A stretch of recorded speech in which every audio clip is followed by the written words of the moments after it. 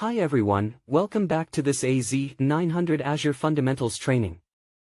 If this series is helping you learn Azure, please like this video and subscribe to the channel so you don't miss the next lessons. In the previous lessons, we completed the Cloud Concepts playlist.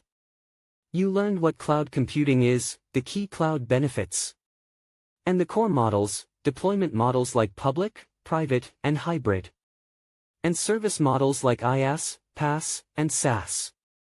Now, we are starting a new playlist focused on Azure architecture and services. In this lesson, we will look at some of the most important core architectural components of Azure: regions, availability zones, and resource groups. By the end of this video, you will be able to describe what an Azure region is, explain how availability zones increase resiliency, and understand the purpose of resource groups for organizing and managing Azure resources. Here is what we will cover in this lesson. First, we will define Azure regions and understand why Microsoft provides multiple regions around the world. Second, we will explain availability zones and how they help you design highly available and resilient solutions. Third, we will describe Azure resource groups, which are logical containers for your resources. Finally, we will look at some exam-style scenarios that combine these concepts. Let's start with Azure regions.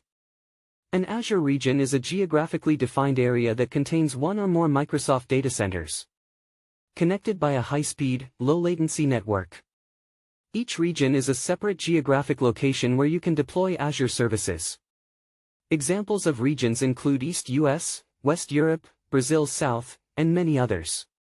Azure provides many regions around the world so that customers can deploy services close to their users to reduce latency, meet data residency and compliance requirements in specific countries or geographies, improve disaster recovery by using multiple regions. When you create a resource such as a virtual machine, a storage account, or a database, you almost always choose an Azure region where that resource will run. Azure regions are also organized into geographies and region pairs. A geography is a defined area of the world that contains one or more regions, and usually aligns with country or market boundaries for data residency and compliance. Within a geography, some regions are configured as region pairs.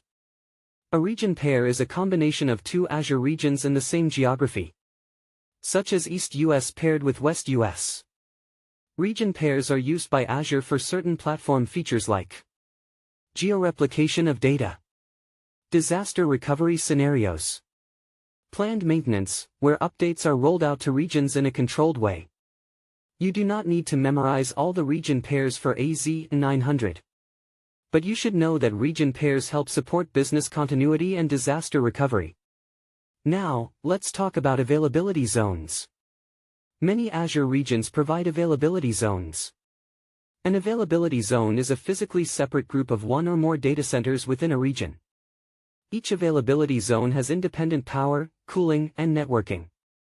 The zones in a region are located close enough to have low-latency network connections, but far enough apart to reduce the chance that a local event, like a power outage or flood, affects all zones at the same time. The main goal of availability zones is to help you build solutions that can survive failures in part of the region. There are two common ways Azure services use availability zones. First, some resources are zonal. This means that when you create the resource, you place it in a specific availability zone within the region. If that zone fails, the resource is affected. Second, some resources are zone redundant. This means that the service automatically spreads the resource across multiple zones, so that if one zone fails, the others continue to operate. For example, certain storage and database services can store data in multiple zones, providing higher resiliency without extra configuration by the customer. For the AZ-900 exam, you should understand that availability zones are used to increase resiliency and high availability within a single Azure region. Now let's move to resource groups. In Azure, a resource is an instance of a service, such as a virtual machine, a web app, a storage account, or a database. A resource group is a logical container for Azure resources. You use resource groups to organize resources that share a common lifecycle, purpose, or project. For example, you might have a resource group for a specific application environment, like Web App Prod, a project or solution managed by a particular team, a demo or lab that you can create and delete as a unit. When you delete a resource group, Azure deletes all resources inside that group. This makes it easy to clean up entire environments when they are no longer needed. Resource groups are also important for management and governance. You can apply role-based access control, RBAC, at the resource group level, so a team has access only to resources in their group. Apply tags and policies to resources consistently within a resource group. View and manage costs for resources in a specific resource group. Resource groups belong to a subscription, and subscriptions can be organized under management groups. For AZ-900, you should understand that resource groups are in the middle of this hierarchy.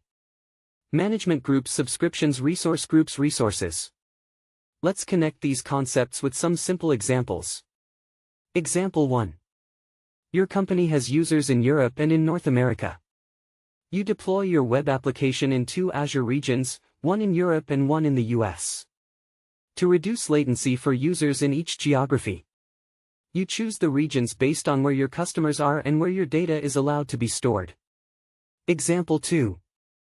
Inside one Azure region, you deploy your application across multiple availability zones.